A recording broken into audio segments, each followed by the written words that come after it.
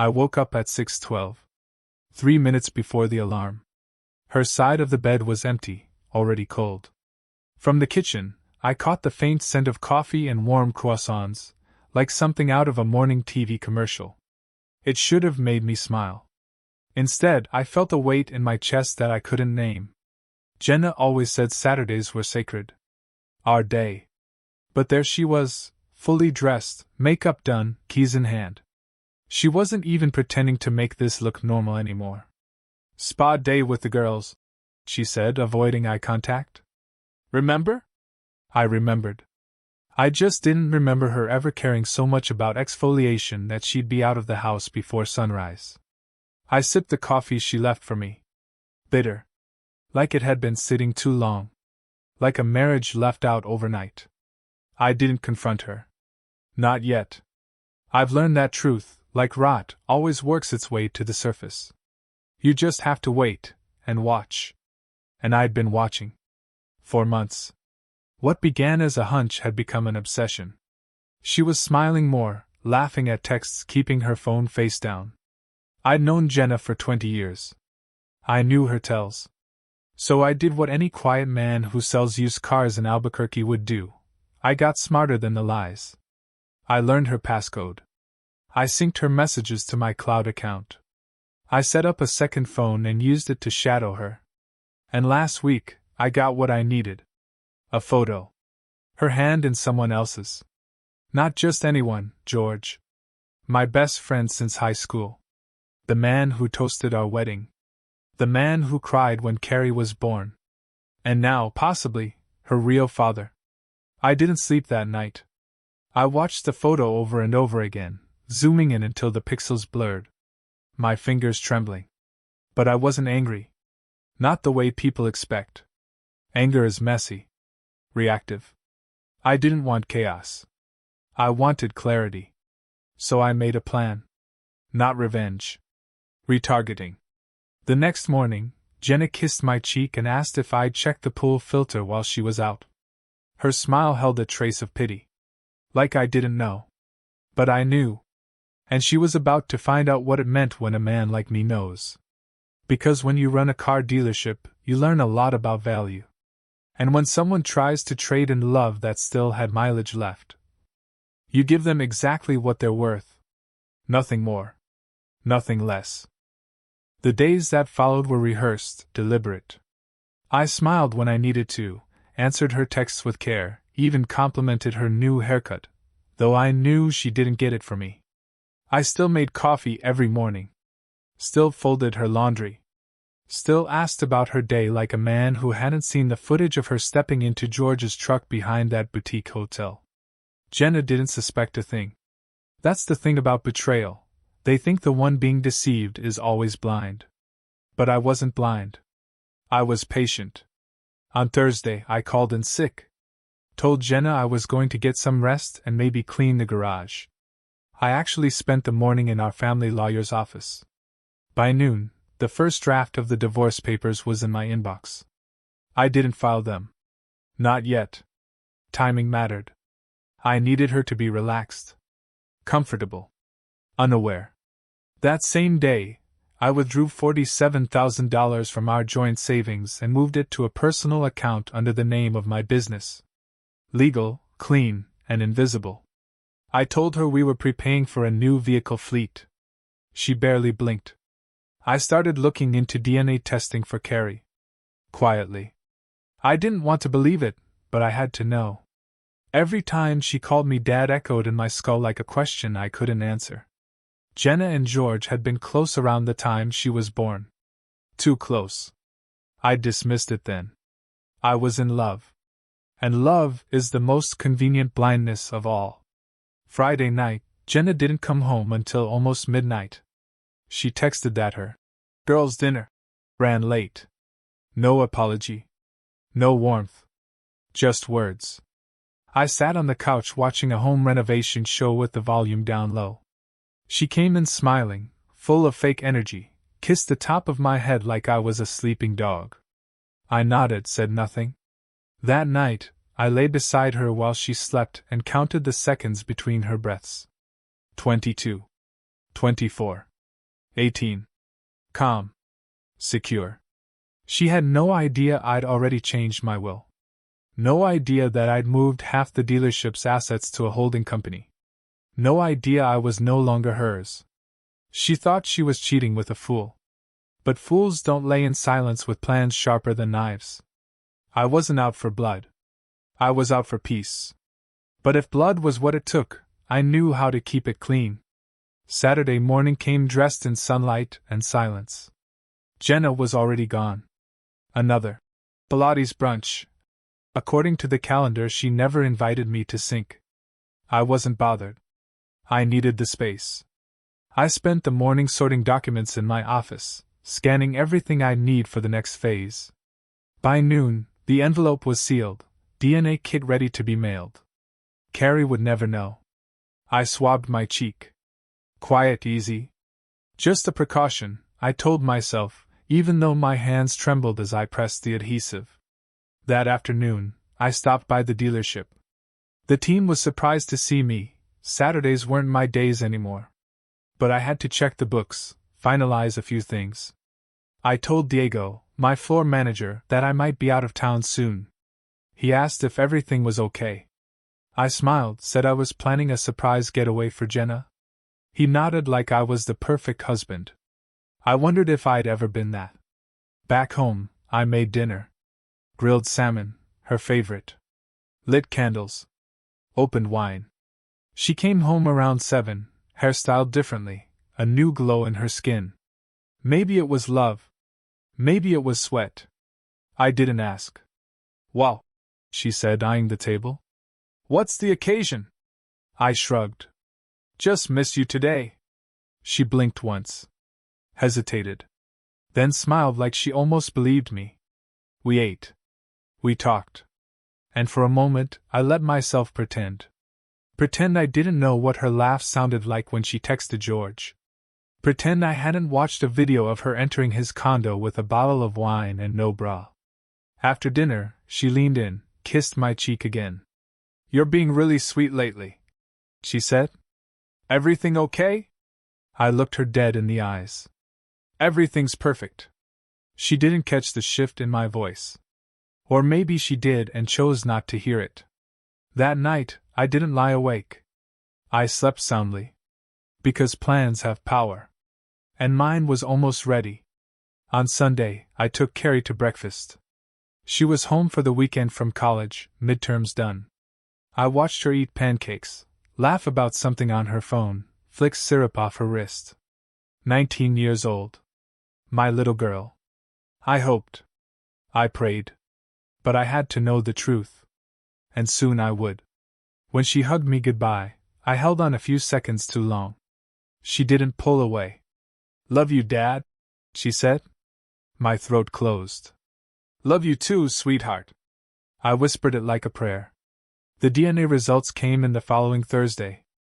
I stared at the email subject line for over an hour before clicking. Just numbers. Percentages. Cold, clean truth. Probability of paternity, 0%. The screen blurred. My heart didn't race. It didn't even break. It just stopped caring. I sat there for a long time, no thoughts, just wait. The kind of weight you don't lift, you absorb. Jenna came home early that day. Something about a last-minute cancellation at the spa. She looked relaxed. Her phone lit up as she walked through the door. She glanced at it, smiled to herself, and flipped it over. "You okay?" she asked as she passed by. I nodded. "Yeah. Just tired. You should take a nap. You've been working too hard lately." She kissed the top of my head and disappeared into the bathroom. Probably to text George. Or maybe someone new. I didn't care anymore. That night I couldn't sleep. Not from rage. Just from weight. I got up, went downstairs, and opened the safe. Inside were all the pieces I'd been assembling: bank statements, property titles, signed waivers, and copies of her recent hotel bookings. I wasn't going to burn it down. I was going to dismantle it piece by piece, legally cleanly. I opened my laptop and drafted an email to my attorney. Subject: execute. By morning, the process had begun. I went to work, smiled at customers, sold a car, answered emails. Jenna called to say she'd be home late. I told her to take her time. She laughed and said, "Thanks, babe." On Saturday, I had Carrie on video chat. I didn't mention the test. I never would. That truth was mine to carry. She was my daughter, legally, emotionally, spiritually. The blood didn't matter. She loved me. I loved her. The rest was just science. I was done with evidence. I wanted peace. That night, I watched Jenna sleep. Peaceful, trusting. Like nothing could shake the world she'd built. She didn't know the papers had already been filed. She didn't know half the accounts were frozen. She didn't know I'd sold my share of the dealership and moved the proceeds into an LLC under a new name. She didn't know the apartment I'd been leasing across town was fully furnished and waiting. She didn't know the man next to her wasn't hers anymore. I left on a Tuesday morning.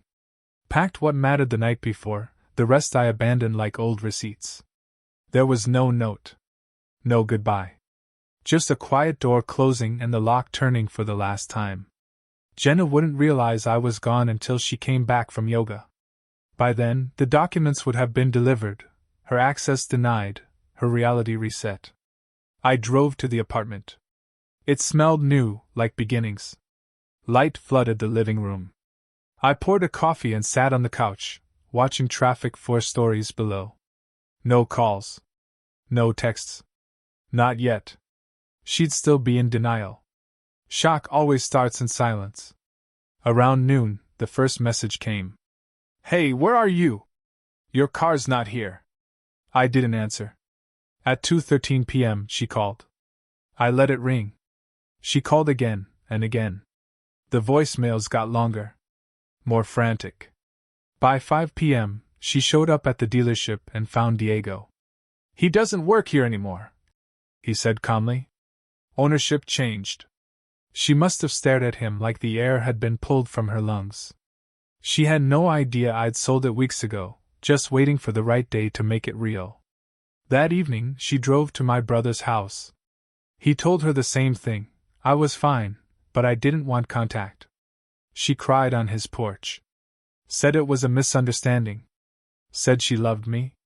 My brother just looked at her. "He gave you everything," he said. "And you traded it for nothing."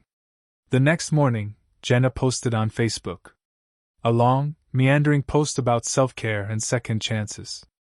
She mentioned betrayal, but not her own. People commented with hearts and hugs. Some private messaged me. They'd seen enough. 2 days later, she showed up at the apartment building. Buzzed every unit until someone let her in. She knocked. I opened. She looked wrecked, messy bun, puffy eyes, makeup trying to do too much. "Kurt," she whispered. "Can we talk?" I stepped aside. Let her in. She stood in the middle of the living room like she didn't recognize the world anymore. "Why?" she asked. "Why are you doing this?" I looked at her calm. "Because you did it first. You just didn't notice when I started paying attention." She stared at me like I was speaking a language she'd never learned. "It wasn't serious," she said. "It didn't mean anything. I was confused. Lonely." I nodded slowly. "So you climbed into bed with my best friend?" Confusion has interesting coping mechanisms. Her lips parted like she had more excuses queued up, but nothing came. Just silence. I offered her a seat, sat across from her, and waited. "I thought we could fix this," she said finally. "With therapy. With time." "Fix what, Jenna?" I asked. "Your boredom? Your need for attention? Or the fact that you spent years living with a man while sharing your body with another?" She didn't answer. Her hands shook. She picked at her nail polish like it was something to escape into. "I was scared," she whispered. "Scared of what?" "That I'd become invisible. That you didn't need me anymore." I laughed once, not loud. Just a puff of disbelief. "I built our life around you. Around Carrie. Around trust. If you felt invisible, Maybe it's because you were looking at someone else while I was still looking at you. She reached across the table, her fingers barely brushing mine. Please don't do this. Don't throw us away. I pulled my hand back. I'm not throwing anything. I'm walking away from what's already been burned to ash. Tears rolled down her cheeks. Real ones? Maybe for me. Maybe just for herself. What happens now? She asked. I stood. You get served, Jenna. You lawyer up. You fight for pieces of a life you hollowed out. And me? I get peace. Finally. She stood too unsteady. I didn't think you had it in you. That's the thing about the quiet ones, I said. We watch. We remember. And when we leave, we don't slam the door. We just never come back. She hesitated in the doorway. Do you still love me? I loved who you used to be. The woman I married. Not this version. Not the stranger who smiled while stabbing me in the back. She left without another word. I watched her walk down the hall and out of my life. And when the door clicked shut, the silence felt like freedom. The following weeks were quiet, methodical. I let my lawyer handle everything. Jenna's attorney reached out, surprised by how complete the documentation was, assets already split, property titles reassigned, all within the bounds of the prenup she'd insisted on back when she still played the role of supportive spouse. She'd thought it was to protect her. It ended up protecting me. Carrie called. I answered. She asked if everything was okay. I told her things were changing, but I loved her and always would. I didn't tell her about the test. That truth was mine. She didn't need to carry that weight. She had exams to finish, a life to live, a future untethered to mistakes she didn't make. George tried to call. Once. I declined it. Then blocked the number. A week later, he showed up at the apartment. Security turned him away. He never tried again. I heard he was fired. Something about misappropriation of funds. Could have been true. Could have been karma. Jenna moved into a rental house across town. Small, plain. She emailed once. Just one line. I miss you. I didn't reply. She wasn't talking to me. She was talking to the man she remembered, the man she thought would always be there. That man was gone. I started running in the mornings again. Joined a book club at a local cafe. Read things I hadn't made time for in years. I learned to cook for one. It was quieter, simpler. Honest. The dealership continued to thrive under its new name. I'd retained a silent share, not out of sentiment, but strategy. I didn't want my legacy tied to lies, but I also wasn't stupid. Money isn't emotional. It's patient. Jenna's divorce demands came in. They were less than expected. She didn't fight. Maybe she thought she could win me back with humility. Or maybe she finally realized she never knew me at all. The court date came. She wore black. Understated makeup. She looked at me once, eyes full of 100 apologies she didn't voice. I didn't flinch. I signed the papers. Walked out without looking back. Sometimes the best revenge isn't destruction. It's detachment. You don't have to burn bridges when you can build new roads. Months passed. I kept living. Not surviving, living. I traveled. Took a solo trip through the Southwest. Desert nights, silent and open, helped me hear myself again. I stopped checking Jenna's socials. Stopped wondering who she was with. She could have the ashes. I had the sky. Carrie visited for spring break. We cooked together. She told me about a guy she liked. I listened. Smiled. Didn't ask for DNA. Her laughter filled the apartment like old music. I didn't need confirmation to know she was mine. Not by blood, by bond. She saw the photo of me and a woman I'd met on a hiking tour. You look different, she said. Lighter. I was. She hugged me longer than usual when she left. Maybe she sensed what I'd gone through. Or maybe she just knew I was finally okay. I didn't date seriously. But I had coffee. Walks. A few evenings with quiet companionship. No masks. No pretending. Nothing to fix or rescue. Just human moments. Then one morning, Jenna called from an unknown number. I answered. Her voice was smaller. I'm not calling to argue. I just wanted to say, you were right. About all of it. I didn't say anything. I'm seeing someone, she added. He reminds me of who you used to be. I almost laughed. That version of me only existed because I believed in you. Silence. Then, I hope you're happy, Kurt. I am. I don't deserve it, but thank you. For not turning Carrie against me. For not humiliating me. That was never the goal. Still, thank you. She hung up. I stared at the phone, felt no anger. Just a quiet wind through a closed chapter. That weekend, I hiked to a ridge outside Santa Fe. Watched the sun bleed over the cliffs. No regrets. No what-ifs. Just breath, space, clarity. Some stories end with slamming doors and broken plates. Others end with a quiet drive and an open road. I chose the second. Because when someone cheapens what you give freely, the worst thing you can do isn't scream or fight. It's to walk away so completely, they start wondering if you were ever real. I never told many people what really happened. Most assumed we just drifted apart.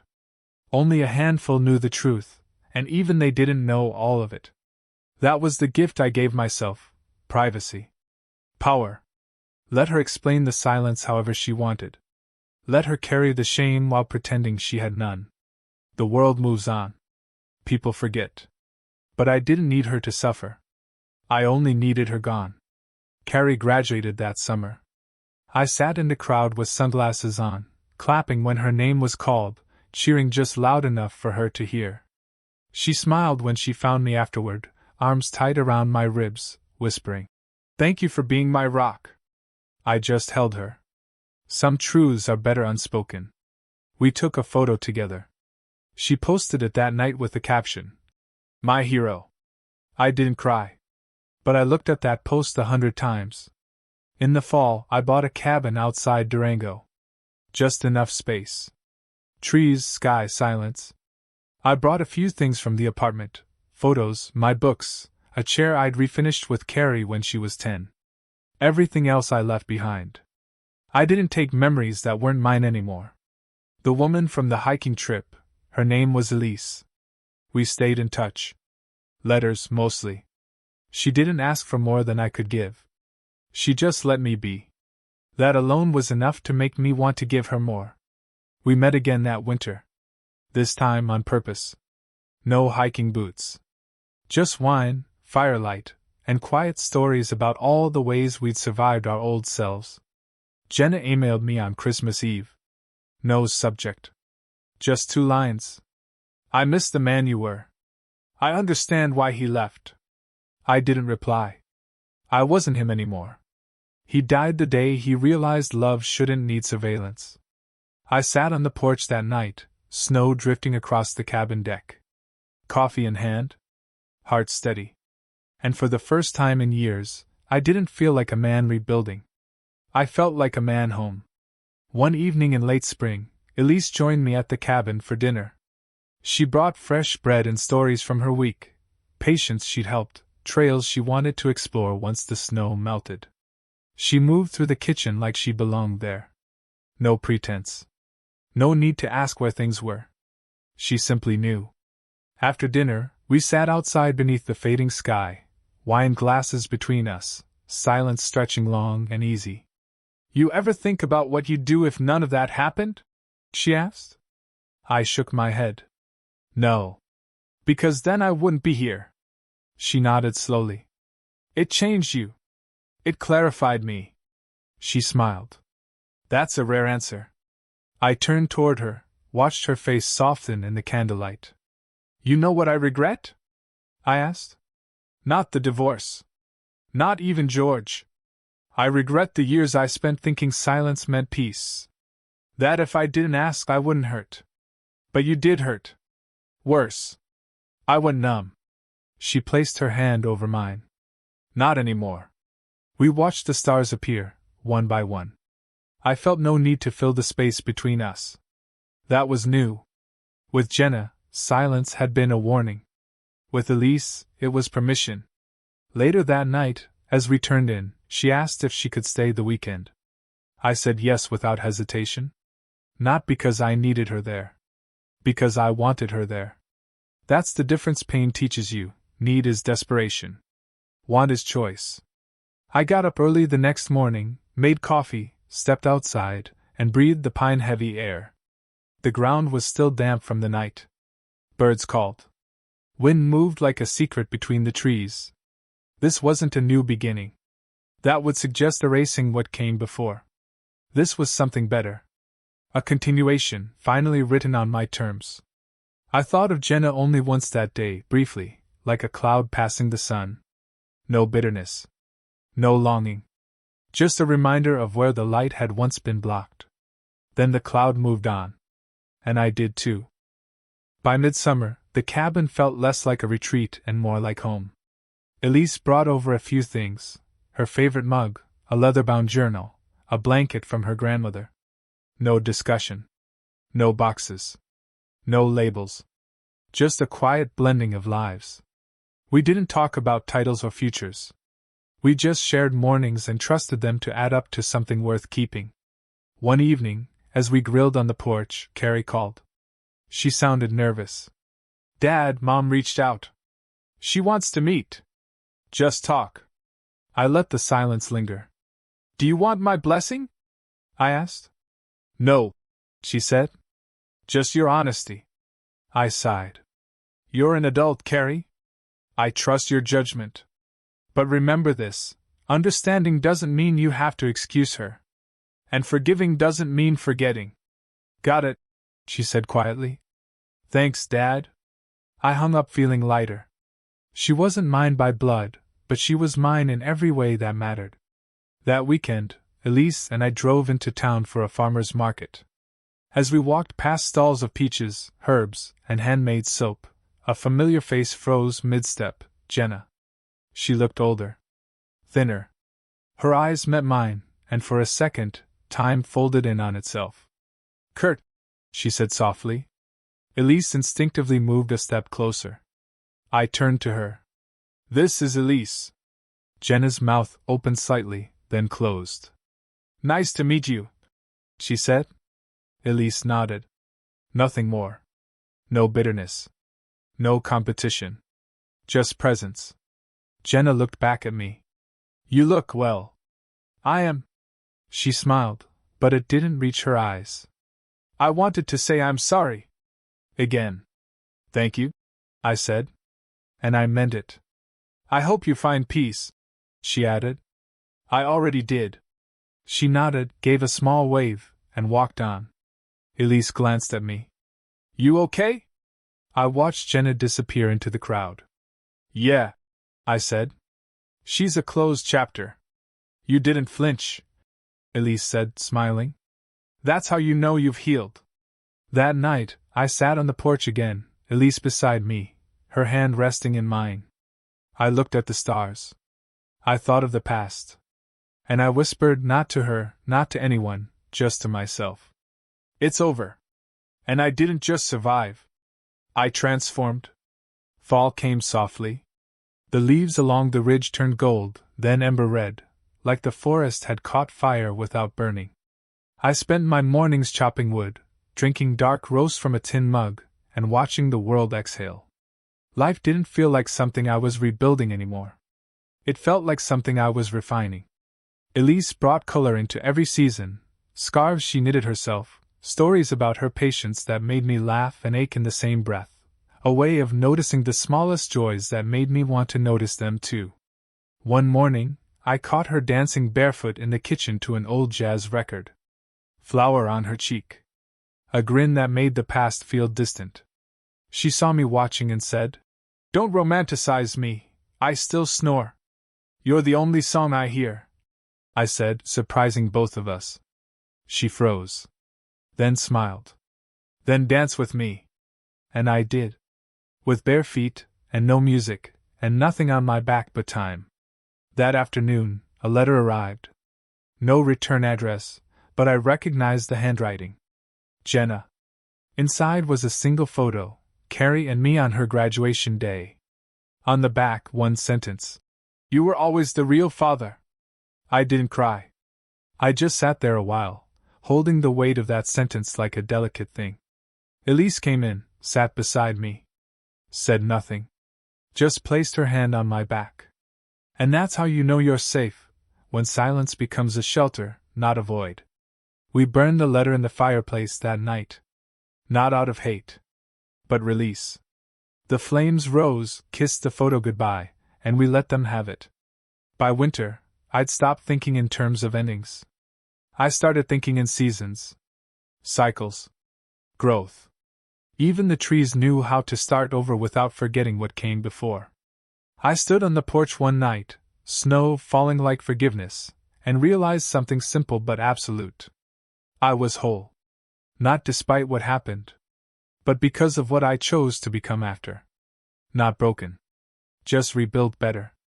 With scars that no longer stung, only reminded. The first time I introduced Elise to my family, we drove down to Silver City for Thanksgiving. Carrie was already there, waiting with her boyfriend, plates in hand, pretending not to be nervous. My brother opened the door, gave me a hug, then turned to Elise. You must be the one who fixed him. She laughed. He wasn't broken. Just repurposed. That dinner was the first in years where I didn't feel like I was performing. No looks across the table that carried too much meaning. No undercurrent of pain wrapped in polite silence. Just food. Laughter. Honesty. Carrie pulled me aside after dessert. She's good for you, she said. She doesn't flinch around the mess. I looked toward Elise, laughing with my brother over a too-dry turkey leg. No, she doesn't. Do you think it's real? She asked. Yes, I said. Because I'm real now, too. Carrie hugged me hard. You're my dad. Nothing changes that. I held her longer than I meant to. In the weeks after, Elise and I began building small traditions. Sunday night soups. Tuesday night walks under cold stars. And every first of the month, we wrote letters, not to send, but to seal away in a wooden box on the mantel. Letters to our past selves.